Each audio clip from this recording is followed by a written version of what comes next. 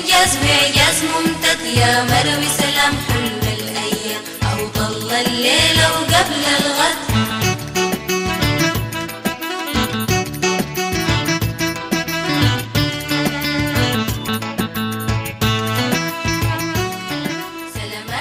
بسم الله الرحمن الرحيم. المشاهدون الأعزاء، السلام عليكم ورحمة الله تعالى وبركاته. لقاء أسبوعي جديد عبر مجلتكم مجلة سد مروي يتجدد برفقتكم. مرحبا ضل الليل وقبل الغد. ثروة أسماك أعلى الخزان وحماية أكيد من الفيضان. ضل الليل وقبل الغد. مساحة نزرع ونفيد هذا السودان.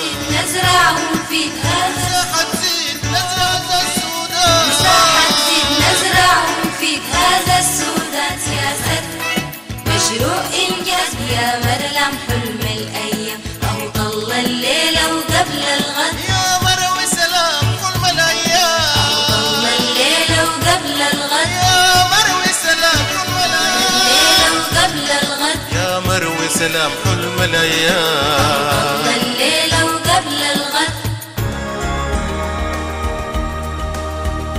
في صورة الغلاف لهذا العدد تظهر فيها بوابات المفيض لجسم السد، وهي تستقبل مياه الفيضان في عامها الثاني.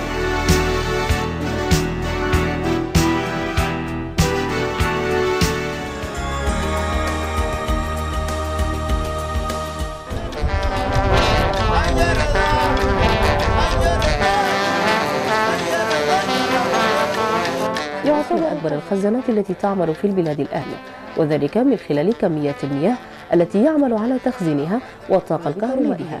بدأت فكرة إنشاء الخزان منذ العام 1900 من قبل السير ويليام هانس، وفي العام 1952 الحكومة السودانية السير ألكسندر جيبا وشركاه بإعداد دراسة جدوى المشروع، وانضمت إليها لاحقا الشركة الفرنسية كوني أند بلير، وتم تنفيذ بناء الإيطالية أميرجيليو، وذلك في عام واحد، وانتهى العمل فيه في يونيو من العام 66 بتكلفة بلغت 19 مليون و700 ألف جنيه، وكانت البداية التشغيلية للخزان في يوليو من العام 66.